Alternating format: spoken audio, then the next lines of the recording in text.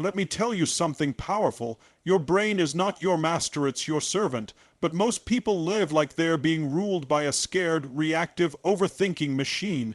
Stress creeps in, anxiety takes over, fear paralyzes. And they surrender, but not you, not anymore. You were not born to live in a prison of panic. You were built to lead, to rise, to command your inner world. But here's the truth. Unless you learn how to prime your brain will prime you. For survival, not for greatness, it will default to fear. Why? Because it was designed millions of years ago to keep you alive, not to keep you fulfilled. But now, you don't need to outrun lions, you need to outrun your limitations. You need to override those ancient circuits that keep triggering the same emotional loops. Worry, doubt, fear, hesitation, and that begins with priming. Priming is about conditioning your nervous system before the world conditions it for you. The moment you wake up, you either program your brain or you let the world do it. So how do you flip that switch? With intensity, with clarity, with repetition. You want to stop stress instantly, change your state. Don't wait for peace, create it. Physiology first, move your body, shift your breathing. Your body is your fastest route to emotional power. You can't be in deep panic and deep gratitude at the same time. So take control, stand up, breathe like you mean it, and direct your focus. Next, focus. Where focus goes, energy flows. Stop focusing on the worst case scenario. That's the brain's default mode. You must deliberately train it to seek power, not pain. What if instead of what could go wrong, you asked, what strength is being born in me right now? That simple shift rewires your reality. And the third tool, language. Watch your words. When you say, I'm overwhelmed, you reinforce that identity. But what if you said, I'm challenged, but I'm capable? That's not a lie. That's leadership. That's you interrupting the old fear loop and writing a new mental script.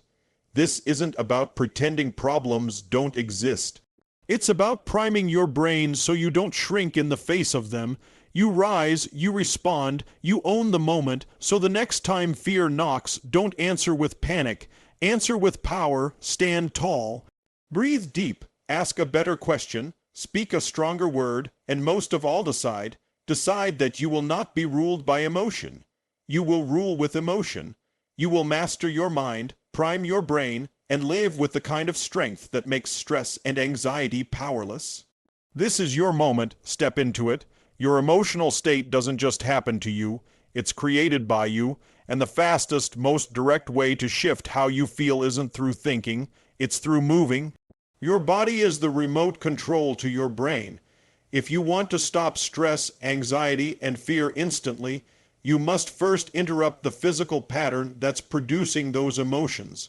When you're stressed, notice your body. Shoulders are slumped, breathing is shallow, your face is tense, and your movements are slow.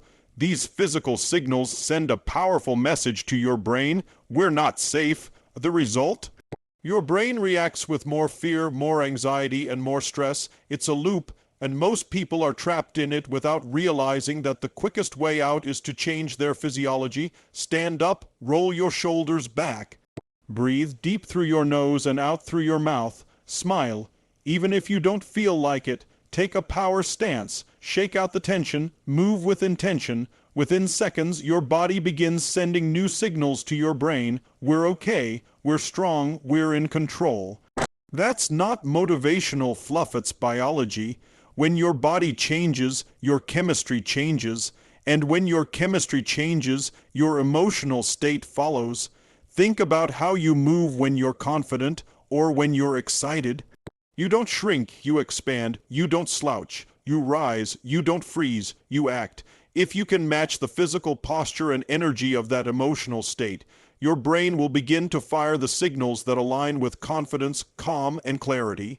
This isn't just theory, it's a tool, and the more often you use it, the faster it works. This is why movement is medicine. This is why your breath is power. This is why your posture is a weapon. You don't need hours of meditation to calm your system. You need 60 seconds of focus, breath, and power movement. Prime your body and your brain will follow. The next time fear creeps in, don't retreat. Rise. Interrupt the spiral by standing tall, walking fast, stretching, jumping, clapping. anything that shocks your nervous system out of its frozen loop and back into power. That change in state will give you access to thoughts and solutions that weren't available when you were slouched in fear. Emotion follows motion. The stronger the motion, the more dramatic the emotional shift. Make this a daily ritual. Don't wait until stress takes over. Get ahead of it. Every morning, wake your body up with purpose. Use music, breath work, exercise, or cold water. Whatever gets your blood pumping and energy flowing. When you train your body to live in strength, your emotions will match. You have the power to override anxiety, not with logic alone, but with action. Own your state, and you'll own your life. Your focus is the gateway to your emotional world. Wherever your attention goes, your energy follows. If you want to stop feeling overwhelmed, anxious, or fearful, you must first take control of what you're focusing on.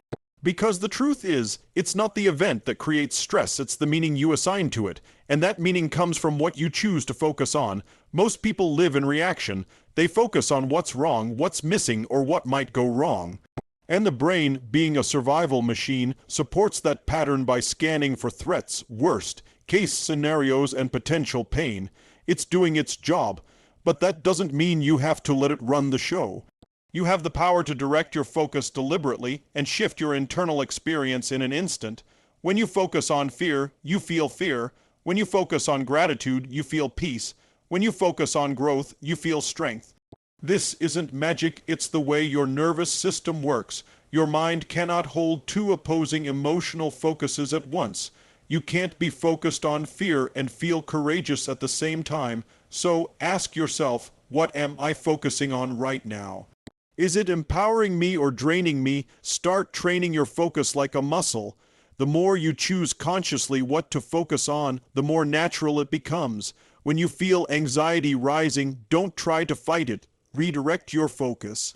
Ask better questions. Shift your attention from what if this goes wrong to what can I learn here, or what's the next best move I can make right now. Your questions are the steering wheel of your focus. And your focus shapes your emotional state. You can practice this anytime, anywhere. Feeling overwhelmed, pause, look around and name 3 things you're grateful for. Focus on your breath, feel your heart beating. Focus on the progress you've made, not the distance left to go. These small, intentional shifts create a new emotional rhythm in your body and mind. In times of chaos, the most powerful thing you can do is control your focus. Let others panic. You stay grounded. Let others complain.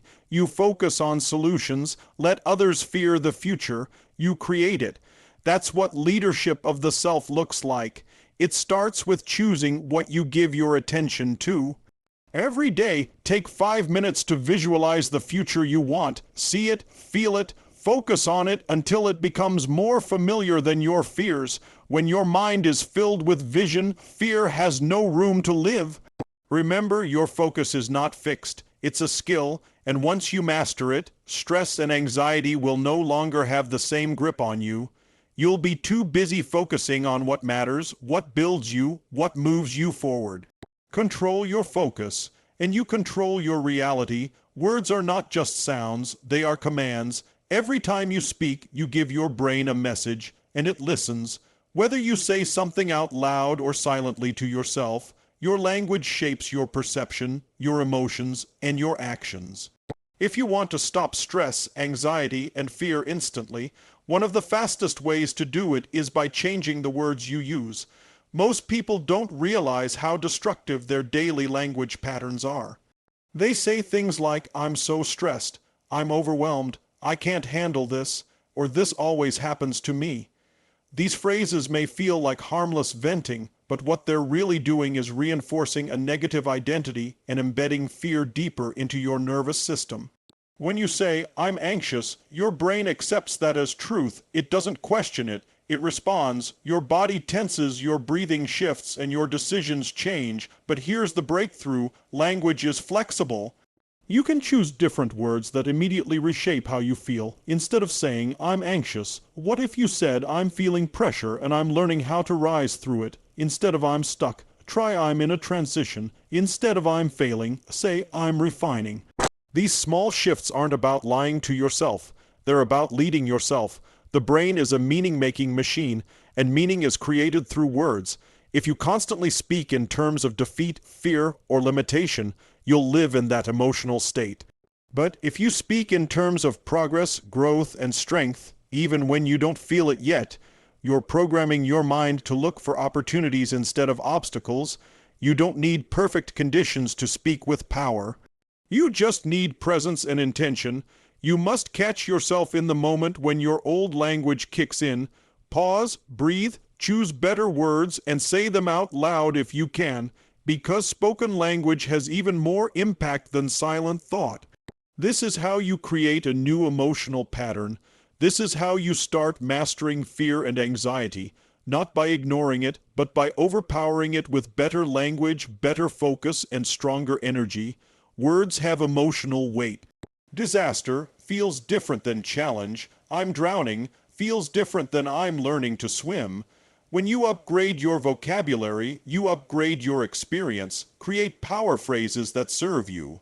Say things like, I've got this, I can figure anything out, this pressure is creating my power, or I choose peace right now.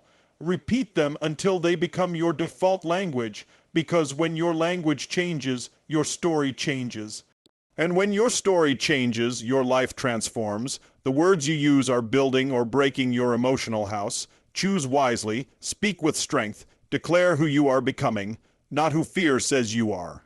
Upgrade your language, and you'll upgrade your mind, and everything that follows.